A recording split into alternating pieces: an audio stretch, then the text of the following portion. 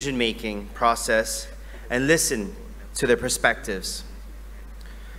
The youth are not just the future of our country, they are the present. We must give them the voice and empower them to make a difference. They are active, they are engaged, and they are making a difference in our society today.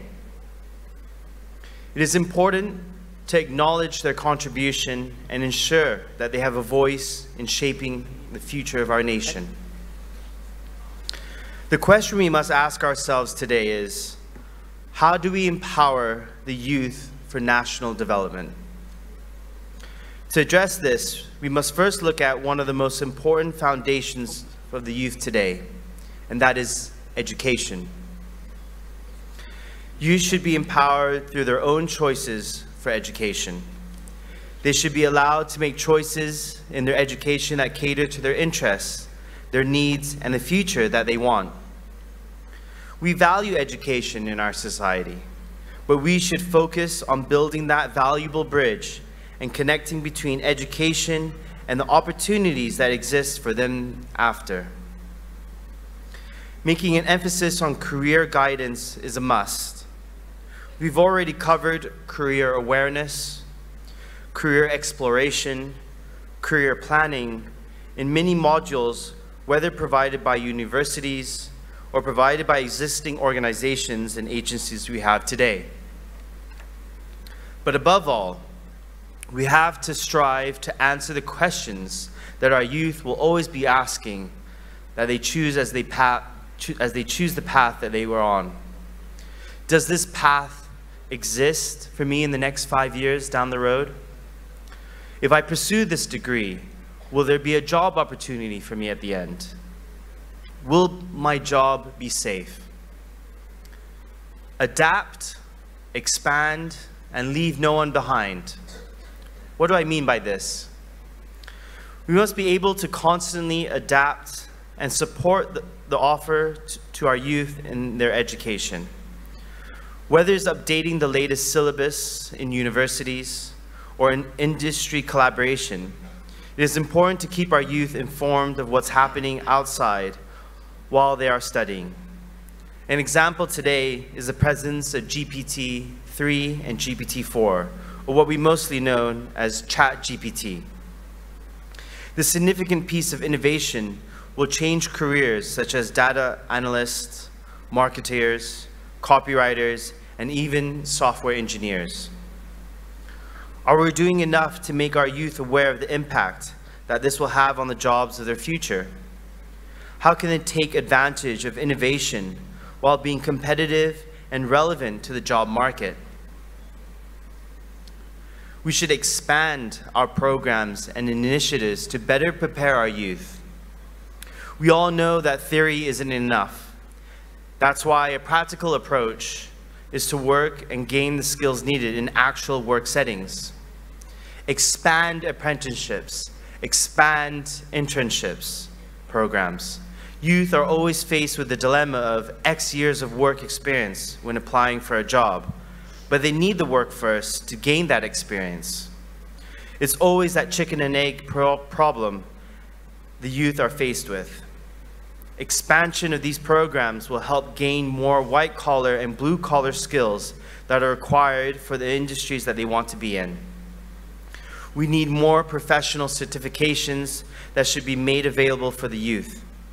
There's an abundance of professional certification courses offered in Malaysia, either sponsored or covered by their employers, but we need to give that access to our youth to level the playing field. Bring these professional certifications such as Microsoft Azure, Amazon Web Services, Meta certifications, or any other certifications in any industry to universities. Make them available, accessible, and remove the financial barriers that come with it. Additionally, include and expand the range of opportunities for young people to participate in policy development.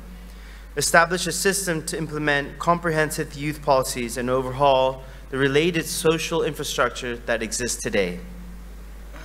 The sole purpose of all of this is so that our youth may cater to the needs of the labor market we have today, so that we can keep up with the supply and demand for talents in Malaysia and leave no one behind. I continue to reaffirm the belief that all the support and opportunities that we provide should double in effort when reaching disadvantaged youths. Students from disadvantaged backgrounds are typically unaware of what is out there for them. We should make it a point to address this gap and inequity, not just in universities, but in schools. As Selangor Youth Community, in collaboration with Princess Trust International, we have a program called TEAM. This program specifically targets disadvantaged youth from all walks of life. We provide them with soft skill development, technical skill development.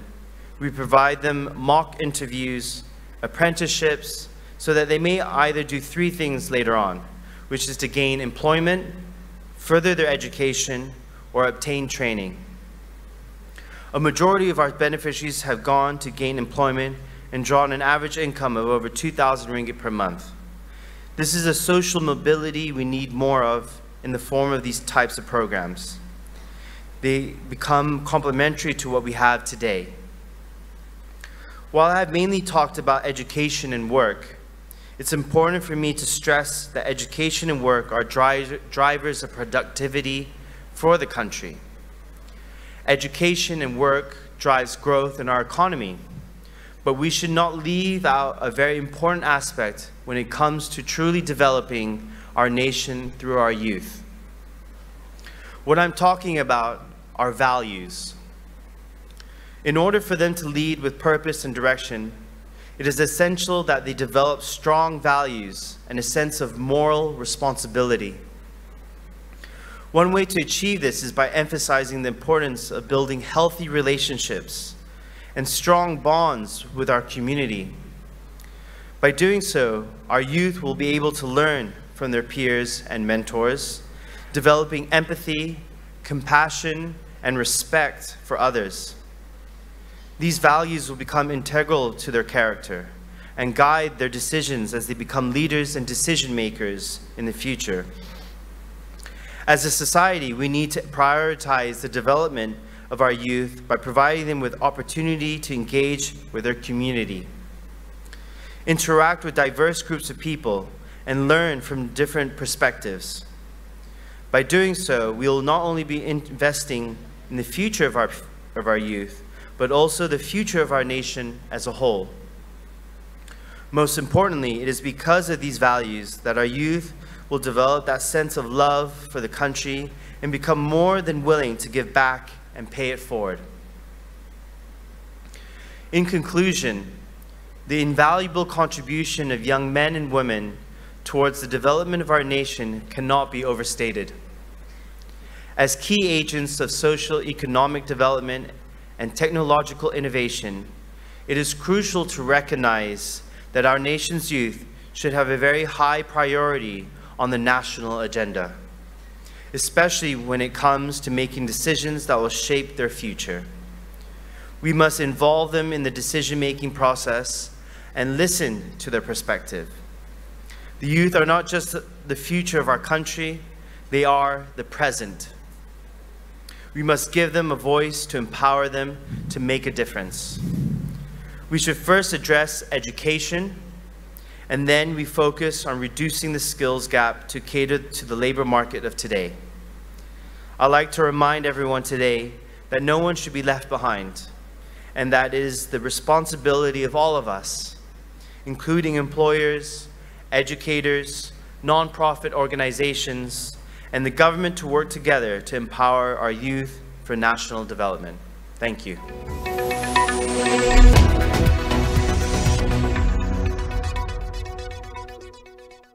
If it is business strategies and leadership insights that you want, catch me, Cynthia Ng, as I talk to experts from the industry every Saturday at 10:30 p.m. right here on channel 501. Also available on all of Astro AWANI's digital platforms.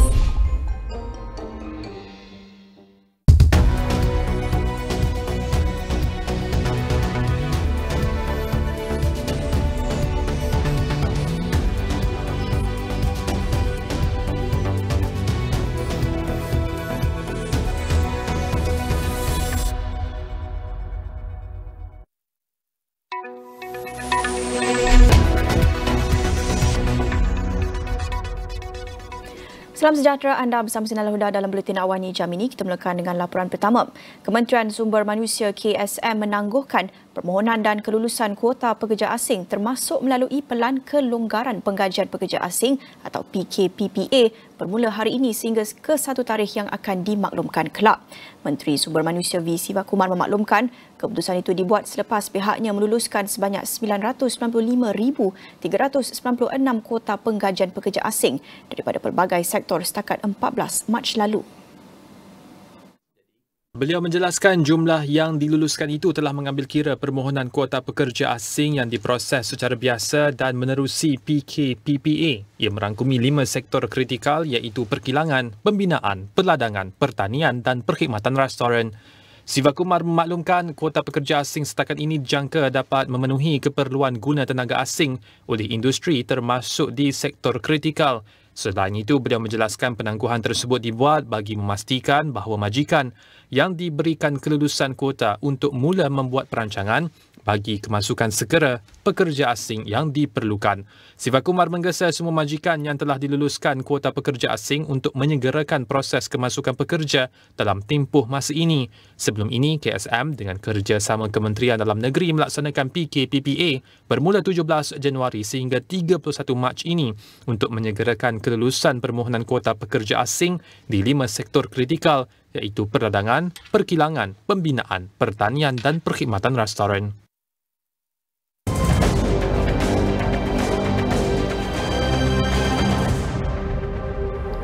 Beberapa kawasan di sekitar Bandaraya Kuching sehingga Siburan mengalami banjir kilat sejak jam 8.30 pagi tadi selepas hujan luar biasa yang bermula lewat malam tadi. Dan antara kawasan yang terjejas termasuk sekitar Jalan Green, Jalan 1, Batu 3 dan perumahan Desa Wira di Batu Kawa dan difahamkan turut terjejas beberapa fasiliti Hospital Umum Sarawak HUS.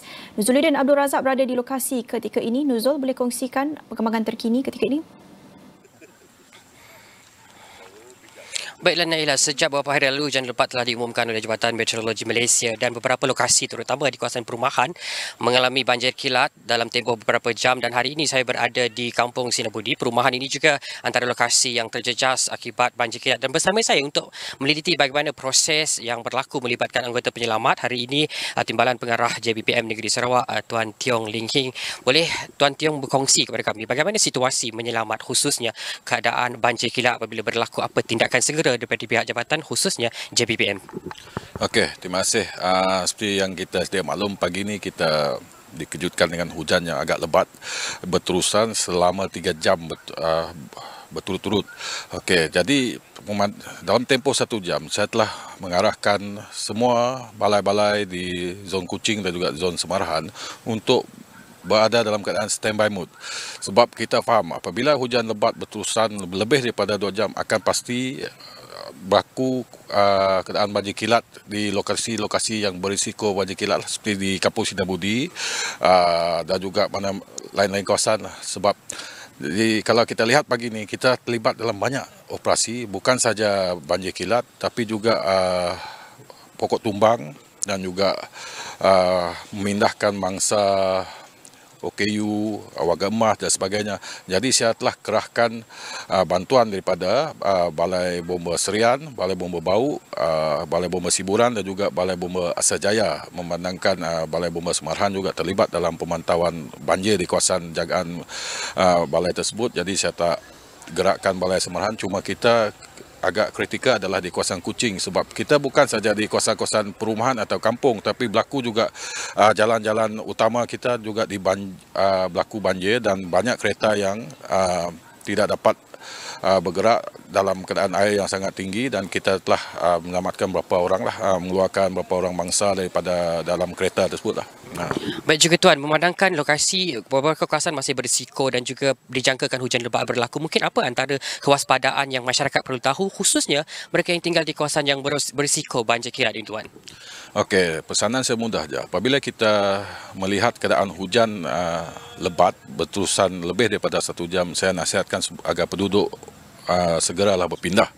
Dan juga dari segi pihak Jabatan Bomba, saya sentiasa memastikan anggota kita membuat ronda berkala di kawasan-kawasan yang kita memang sudah tahu kawasan itu memang berisiko banjir, dan pemantauan berterusan hendaklah dilakukan. Dan macam sekarang ni, walaupun air dah mulai surut, saya tetap minta anggota saya tunggu sehingga air betul-betul surut, baru kita balik ke balai masing-masing lah.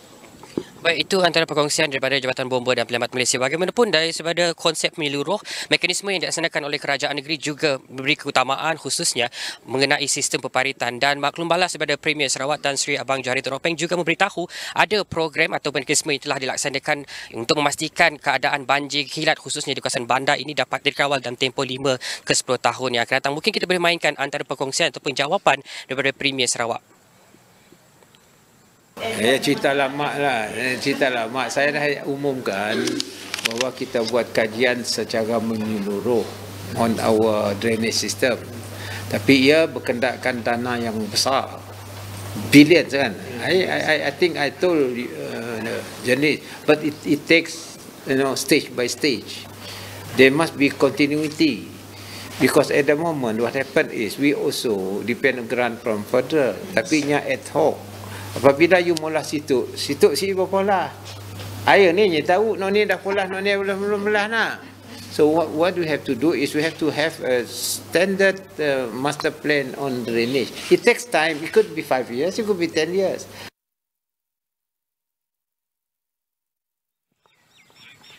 Baiklah, dalam keadaan cuaca yang tidak menentu, kita pastikan masyarakat supaya cekap peka dengan informasi semasa, khususnya daripada Jabatan Kuasa Pengurusan Bencana Negeri Sarawak mengenai keadaan semasa banjir di seluruh negeri ini. Laporan lanjut akan kami bawakan kepada penonton di Astro AWANI dan juga astroawani.com. Baik, terima kasih Nuzul untuk laporan itu keadaannya di Kuching. Tetapi di Johor pula keadaan banjir dilihat semakin baik dengan hanya 2 daerah masih terjejas. Menurut Jawatan Kuasa Pengurusan Bencana Negeri JPPN, dengan perkembangan terbaharu itu, jumlah mangsa banjir menurun kepada 21,127 orang berbanding lebih 29,063 orang semalam. Dan sehingga kini sebanyak 83 PPS masih beroperasi di daerah Batu Pahat dan Segamat. Ia menempatkan mangsa dari 6,044 keluarga. Dalam pada itu, paras air juga didapati sudah semakin surut di beberapa kawasan di daerah-daerah berkenaan. Lebih ramai mangsa dibenarkan pulang ke rumah memandangkan keadaan cuaca yang baik sejak semalam. Kita akan berjarak seketika, kembali selepas ini.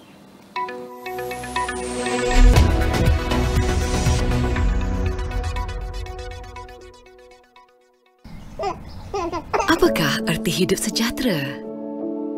Ketenangan minda, menghulurkan tangan, menikmati kehidupan ringkas sederhana dan kebebasan untuk menjadi anda.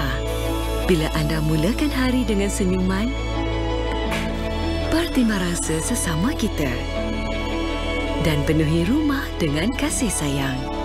Itulah maksud kehidupan sebenar. Panasonic.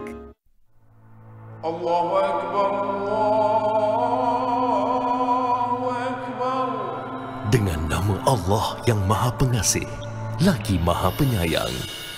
Bila kita rendah hati, kita ada ketinggian budi. Saya nak doa je. Dah seminggu ditidurkan, rupanya saya tak boleh keluar lagi. Kalau Quran turun pada hati kita menjadi hati yang paling mulia. Dalam kemiskinan harta, kita kaya dengan jiwa. Qul huwallahu ahad. Ustaz Musa baca apa tu? Inilah surah Al-Ikhlas.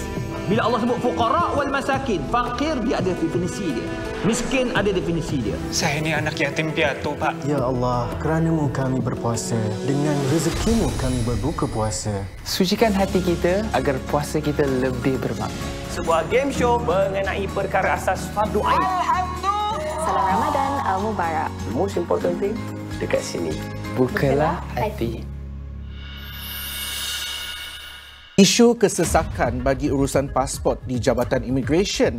Komited untuk permohonan yang walk-in ini siap dalam 1 hari.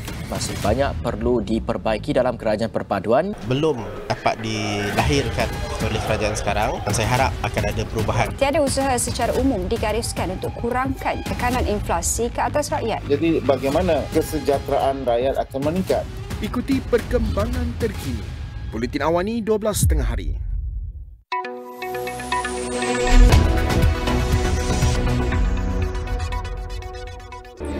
Keputusan pemilihan UMNO bagi peringkat bahagian Majlis Kerja Tertinggi MKT dan Naib Presiden dijangka diketahui lewat malam ini. Situs Agung UMNO Datuk Seri Ahmad Maslan berkata tempoh keputusan diperolehi bergantung kepada jumlah perwakilan di bahagian. Katanya pemilihan kali ini melibatkan 189 bahagian seluruh negara. Dua bahagian iaitu Tanah Merah dan Kota Kinabalu tidak terlibat kerana digantung atas sebab-sebab tertentu. Kita harap tengah malam bolehlah ada gambaran sebab dia melibatkan begitu ramai perwakilan di seluruh negara. 189 bahagian ni begitu ramai perwakilan. Ada dua bahagian yang tidak terlibat kerana digantung atas masalah-masalah tertentu iaitu Tanah Merah Kelantan dan juga Kota Kinabalu Sabah. Yang lain dilaksanakan hari ini. Ahmad Maslan menawarkan diri bertanding sebagai Ketua Bahagian UMNO Pontian selepas menyandang jawatan timbalan sejak 2008. Jawatan itu sebelum ini dipegang oleh bekas Menteri Besar Johor Datuk Hasni Mohamad selama hampir 22 tahun. Selain menjadi calon bagi Ketua Bahagian, Ahmad turut bertanding MKT. Manakala Hasni menawarkan diri bagi jawatan Naib Presiden UMNO. Baik Sosial Datuk Seri Anwar Ibrahim hari ini menggunakan platform Parti Keadilan Rakyat PKR menerusi Kongres Nasional Khas bagi menyuarakan pendirian bahawa beliau tidak gentar dengan sebarang ugutan untuk menyiasat penyelewengan dan rasuah. Bercakap sebagai Presiden PKR, beliau menegaskan jika ada yang mahu menghalang agar tidak menyiasat salah guna kuasa, Anwar menyifatkan individu berkenaan telah tersilap memilih Perdana Menteri. Sebab itu kita buat siasatan. Oh, konon ada tindakan politik, berbau politik. Apa? Itu bedanya. Selama ini, kuasa politik itu melindungi penjenayah-penjenayah besar.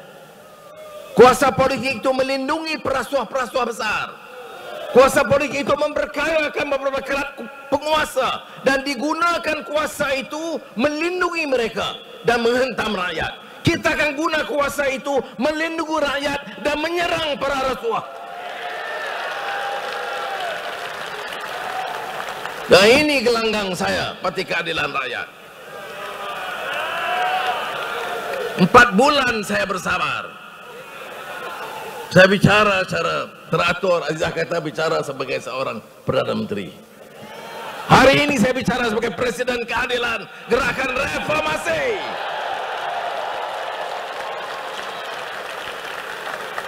Sudah mau ugut kita dengan perhimpunan, sudah mau ugut kita, takut bertindak kepada orang rasuah, surat salah pilih seorang Perdana Menteri. Saya tak makan ugutan itu. Ada kuasa kita laksanakan. Kamu coba nak rampas, silakan. Tetapi tidak mudah. Kita siap dengan keris. Anwar berucap pada perasmian Kongres Nasional Khas 2023 Malaysia Madani pelaksanaan sebuah idealisme di Stadium Melawati Shah Alam pada Sabtu. Dianggarkan seramai 1,200 perwakilan PKR dari seluruh negara hadir pada Kongres Nasional Khas 2023. Dalam pada itu, Datuk Seri Anwar menegaskan tidak akan membiarkan mana-mana pihak yang menggunakan kuasa untuk mengaut keuntungan atau tauke-tauke besar yang menyuruk kekayaan di luar negara, antaranya didakwa lari daripada membayar cukai. Presiden PKR itu yang juga Perdana Menteri berkata usaha tersebut bukan hanya terletak di bahunya tetapi ia melibatkan seluruh jemaah Menteri Kerajaan Perpaduan. Dan Kerajaan Perpaduan juga, kata Anwar, bukan membawa agenda kekeluargaan atau kroni semata-mata. Sebaliknya mempertahankan agenda rakyat berbilang bangsa tanpa mengabaikan hak bumi putera.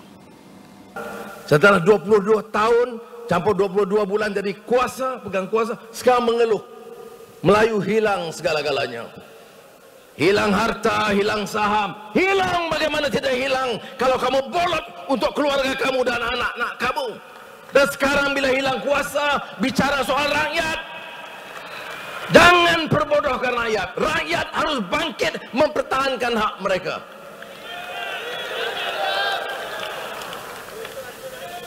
Kumpulkan ton-ton, tan-sri, tauke-tauke besar. Ini beberapa kerat orang sekarang merencana untuk menggugat, menggunakan sentimen kaum, mengajak orang-orang Melayu benci kepada kaum-kaum lain. menyatakan bahawa kuasa hilang. Kamu pegang tampuk kuasa, termasuk kerajaan 3 tahun baru-baru ini.